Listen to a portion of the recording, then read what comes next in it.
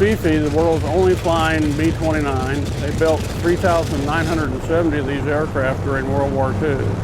And she is the only remaining flying B-29. So she's very precious to the Commemorative Air Force, and we rub on her a lot and take good care of her. We do about 100 hours of maintenance for every hour we fly her, so she's well taken care of. Well, FiFi was delivered July the 31st, 1945.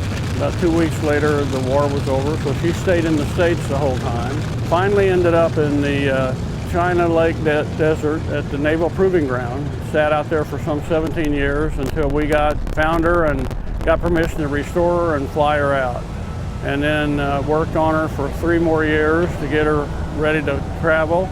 And in 1974, we took her on tour, and she's been touring ever since. I'm just excited. My uncle is on the crew, and my grandfather used to fly B-29, so this is kind of a dream come true, getting to take a ride.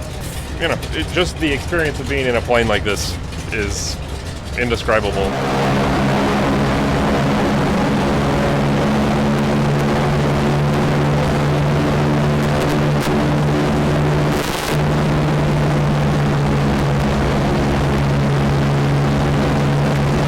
Well, the Commemorative Air Force is an organization honoring American military aviation through flight, exhibition, and remembrance. And we're trying to keep alive the memories of those people who were involved in the World War II aviation that provided us our freedom that we're enjoying today. Yeah, in the front of the airplane there was a crew of 6, and in the back a crew of 5. So there was an 11-man crew during World War II. Up in the nose was a bombardier who was also a gunner. Then you had your pilot, commander, and your co-pilot. You had the flight engineer, you had the navigator, and you had the radio operator. In the back of the airplane, you had 4 gunners and a radar operator. In the nose position was 1 gun sight, and the 2 bubbles on the sides were gun sights, and the bubble on top between those 2 side bubbles was a gun sight, and then there was a gun sight in the tail of the aircraft. And all the guns were remote controlled, computerized, and operated through the gun sights. So the gun sight was really telling the computer what was going on, and that was how they were aimed. So there was no hands-on gun placement on the airplane. In 2006, we grounded it, and we felt that the engines, which were the World War II style engines, were not safe enough for us to continue flying. And we had hybrid engines built.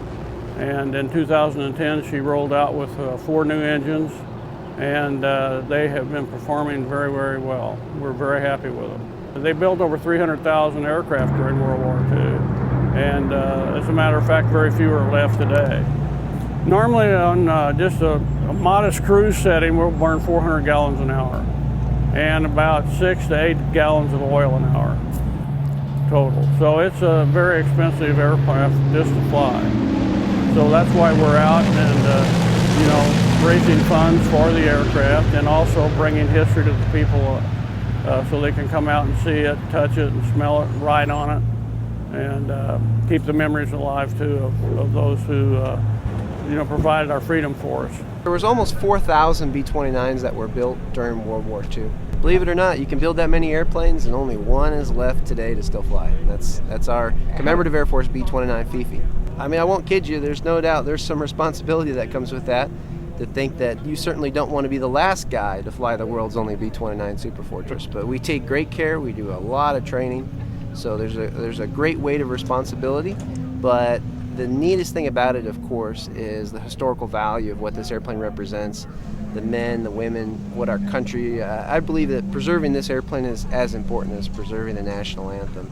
It has to continue to fly. It has to continue to tell the story, and the Commemorative Air Force is dedicated to do that.